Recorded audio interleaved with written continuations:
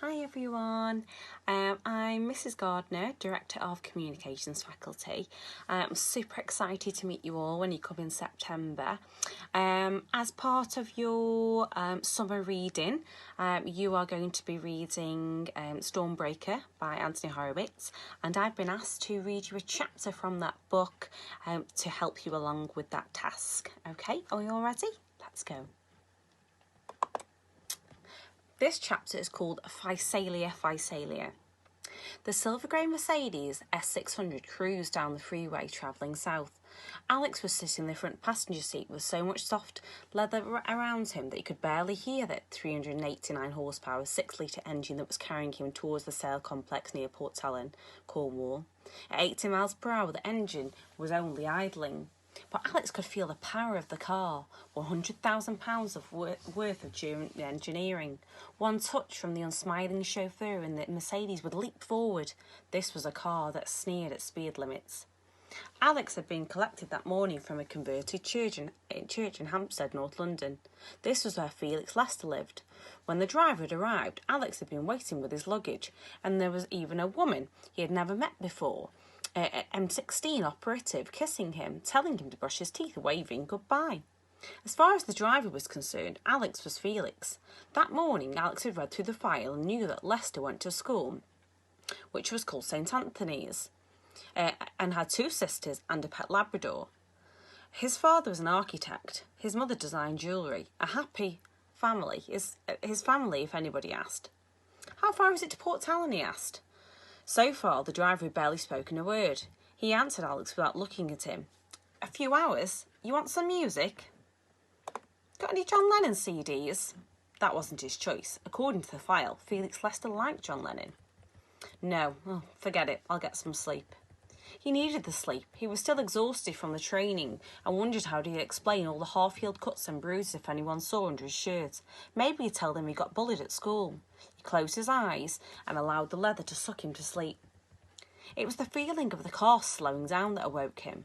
He opened his eyes and saw a fishing village, the blue sea beyond, a swath of rolling green hills and a cloudless sky. It was a picture of a jigsaw puzzle. Or perhaps a holiday brochure advertising a forgotten England. Seagulls swooped and cried overhead. An old tugboat tangled nets. Smoke and flaking paint pulled away into the quay. A few locals, fishermen and their wives, stood round watching. It was about 5 o'clock in the afternoon, and the village was caught in the silvery light that comes at the end of a perfect spring day. Port Ellen, the driver said. He must have noticed Alex opening his eyes. It's pretty. Not if you're a fish. They drove around the edge of the village and back inland, down a lane that twisted between strangely bumpy fields. Alex saw the ruins of buildings, half-crumbling chimneys, and rusting metal wheels, and knew that he was looking at an old tin mine. They'd mined tin in Cornwall for 3,000 years until one day the tin had run out. Now all that was left was holes. About another mile down the lane, a metal fence sprang up. It was brand new, 20 feet high, topped with razor wire. Arc lamps and scaffolding towers stood at regular intervals, and there were huge signs, red on white. You could have read them from the next county. Sale Enterprises. Strictly private. Trespassers will be shot, Alex muttered to himself. He remembered what Mrs. Jones had told him. He's more or less formed his own private army. He's acting as if he's got something to hide. Well, that was certainly his first impression. The whole complex was somehow shocking, alien to the sloping hills and fields. The car reached the main gate, where there was a security cabin and an electronic barrier. A guard in a blue and grey uniform with SC printed on his jacket waved them through. The barrier lifted automatically, and then they were following a long straight road over a stretch of land that had somehow been hammered flat with an airstrip on one side and a cluster of 4 high-tech buildings on the other. The buildings were large, smoked glass and steel, each one joined to the next by a covered walkway. There were 2 aircraft next to the landing strip, a helicopter and a small cargo plane. Alex was impressed. The whole complex must have been a couple of miles square. It was quite an operation. The Mercedes came to a roundabout with a fountain at the centre, swept around it and continued up towards a fantastic sprawling house. It was a Victorian red brick topped with copper domes and spires that had long ago turned green.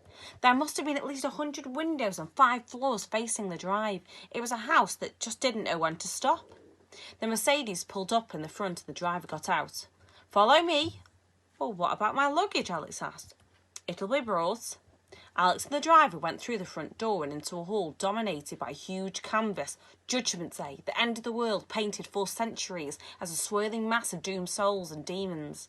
There were artworks everywhere, watercolours and oils, prints, drawings, sculptures in stone and bronze, all crowded together, with nowhere for the eye to rest. Alex followed the driver along a carpet so thick that he almost bounced. He was beginning to feel claustrophobic, and he was relieved when they passed through a door and into a vast cathedral-like room that was practically bare. "Mr. Sale will be here shortly," the driver said, and then he left. Alex looked around him. This was a modern room with a curving steel desk near the centre, carefully positioned with halogen lights, and a spiral staircase leading down from the perfect circle cut from the ceiling, about 15 feet high. One entire wall was covered with a single sheet of glass, and walking over to it, Alex realised that he was looking at a gigantic aquarium. The sheer size of the thing drew him towards it. It was hard to imagine how many thousands of gallons of water the glass held back, but he was surprised to see that the tank was empty. There were no fish, although it was big enough to hold a shark. And then something moved in the turquoise shadows, and Alex gasped with a mixture of horror and wonderment as the biggest jellyfish that he'd ever seen drifted into view. The main body of the voice came from behind him, and Alex twisted round to see a man coming down from the last of the stairs. Herod Sale was short. He was so short that Alex's first impression was that he was looking at a reflection that had somehow been distorted. In his immaculate and expensive black suit with a gold signet ring and brightly polished black shoes, he looked like a scaled-down model of a multi-millionaire businessman. His skin was dark and his teeth flashed when he smiled. He had a round, bald head and very horrible eyes. The grey pupils were too very small, surrounded on all sides by white. Alex was reminded of tadpoles before they hatch. When Sale stood next to him, the eyes were at the same level as his and held less warmth than the jellyfish. "The Portuguese man of war," Sale continued. He had a heavy accent brought with him from the Cairo marketplace. "It's beautiful, don't you think?" "I wouldn't keep one as a pet," Alex said. "I came upon one when I was diving in the South China Sea." And Sale gestured at the glass display in the case, and Alex noticed 3 harpoon guns and a collection of knives resting in velvet slots. "I love to kill fish," Sale went on. "But when I saw the specimen of Physalia, I knew I had to capture it and keep it. You see, it reminds me of myself." "It's 99% water. It has no brain, no guts, and no anus." Alex had dredged up the facts from somewhere and spoken before he knew what he was doing. Sale glanced briefly at him, then turned back to the creature hovering over him in its tank. "It's an outsider," he said. "It drifts on its own, ignored by other fish. It is silent, and yet it demands respect. And you see the nematocysts, Mr. Lester? The stinging cells. If you were to find yourself wrapped in there, it would be an unforgettable death." "Call me Alex," Alex said. He meant to say Felix, but somehow it slipped out, and it was the most stupid, the most immature-ish thing that he ever could have said. But he'd been thrown by the way that Sale had appeared, and by the slow, hypnotic dance of the jellyfish. The grey eyes squirmed. "I thought your name was Felix." My friends call me Alex." "Why?" "After Alex Ferguson. He's the manager of a favourite soccer team." It was the first thing Alex could think of. But he'd seen a soccer poster in Felix Lester's bedroom, and he knew that at least he'd chosen the right team.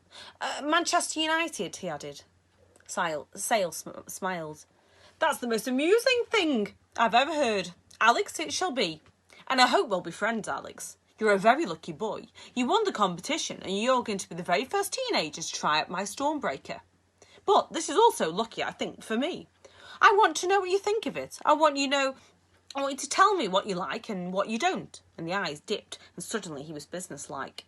"We have only 3 days until the launch," he said. "We'd better get a bloody move on, as my father used to say. I'll have my man take you to our room, and tomorrow morning, first thing, you must get to work.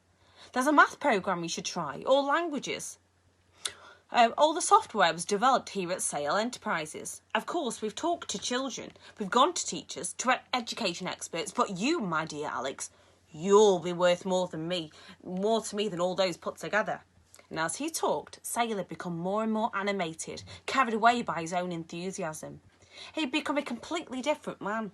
Alex had Had to admit he'd even taken an immediate dislike to Herod Sale. No wonder Blunt and the other people at M16 had mistrusted him. But now he was forced to think again. He was standing opposite one of the richest men in England. A man who decided out of the goodness of his heart to give a huge gift to English schools. But because he was small and slimy, that didn't necessarily make him an enemy. Perhaps Blunt was wrong after all. "Ah, he is my man now," Sale said. "And about bloody time." The door had opened and a man come in, dressed in a black suit and tails of an old-fashioned butler. He was as tall and thin as his master was short and round, with a thatch of close-cropped ginger hair on the top of his face that was so pale it was almost paper white, and from a distance it looked as if he was smiling. But as he drew closer, Alex gasped. The man had 2 horrendous scars, one on each side of his mouth, twisting all the way up to his ears. It was as if someone sometime had attempted to cut his face in half. The scars were a gruesome shade of mauve. There were smaller, fainter scars where at one time his cheeks had been stitched. "This is Mr. Grin," Sale said. "He changed his name after his accident." Accident? Alex found it hard not to stare at his terrible wound. "Mr. Grin used to work in a circus. It was a novelty knife-throwing act. For the climax, he used to catch a spinning knife between his teeth. But then one night his elderly mother came to see the show, and she waved at him from the front row, and he got his timing all wrong. He's worked for me for a dozen years, and although his appearance may be displeasing, he's loyal and efficient. Don't try to talk to him, by the way. He's no tongue." "Ugh," Mr. Grin said. Nice to meet you," Alex muttered. "Take him to the blue room," Sale commanded, and he turned to Alex. You're the fortunate one that the nicest of our rooms have come free here in the house. We've had a security man staying here, but he's left us quite suddenly." Oh, why's that?" Alex asked casually. "I've no idea. One moment he was here, the next he was gone," and Sale smiles again. "I hope you won't do the same, Alex." And Mr. Grin gestured at the door, and leaving Herod Sale standing in front of his huge captive, Alex left the room. He was led back along a passage, past more works of art, up a staircase, and then along a wide corridor with thick wood-panelled doors and chandeliers. Alex assumed that the main house was used for entertaining. Sale himself must live here, but the computers would be constructed in the modern buildings as he'd seen opposite the airstrip. Presumably, he would be taken there tomorrow. Would be constructed in the modern buildings as he'd seen opposite the airstrip. Presumably, he would be taken there tomorrow. His room was at the far end. It was a large room with a 4-poster bed and a window looking out onto the fountain. Darkness had fallen, and the water, cascading 10 feet into the air over a semi-naked statue that looked remarkably Herod style, was eerily illuminated by a dozen concealed lights. Next to the window was a table with an evening meal ready laid out for him, ham, cheese and salad. His luggage was also lying on the bed. He went over to his case, a Nike sports bag, and examined it. Where he closed it up, he had inserted 3 hairs into the zip, trapping them in the metal teeth. They were no longer there. Alex opened the case and went through it. Everything was exactly as it had been packed, but he was certain that the sports bag had been expertly and methodically searched. He took out the colour Game Boy, inserted the Speed Wars cartridge and pressed the start button. At once the screen lit up with a green rectangle the same shape as the room. He lifted the Game Boy and swung it around him. Following the line of walls, a red flashing dot suddenly appeared on the screen. He walked forward holding the Game Boy in front of him. The dot flashed faster and more intensely. He had reached a picture, hanging next to the bathroom, a squiggle of colours that looked suspiciously like a Picasso's. He put the Game Boy down and, being careful not to make a sound, lifted the canvas off the wall. The bug was taped behind it, a black disc about the size of a dime. Alex looked at it for a minute, wondering why it was there. Security? Or was Sale such a control freak that he had to know what his guests were doing every minute of the day and night? Alex lifted the picture and gently lowered it back into place. There was only one bug in the room. The bathroom was clean. He ate his dinner, showered and went to bed. As he passed the window, he noticed activity in the grounds near the fountains. There were lights coming from the modern buildings. 3 men, all dressed in white overalls, were driving towards the house in an open-top Jeep. 2 men then walked past. These were security guards, dressed in the same uniforms as the men at the gate. They were carrying semi-automatic machine guns, not just a private army, but a well-armed one. He got into bed. The last person who slept there had been his uncle, Ian Ryder. He'd seen something. So had he seen something looking out of the window? Had he heard something? What could have happened that meant he had to die? Sleep took a long time coming to the dead man's bed. I hope you enjoyed it. Thank you.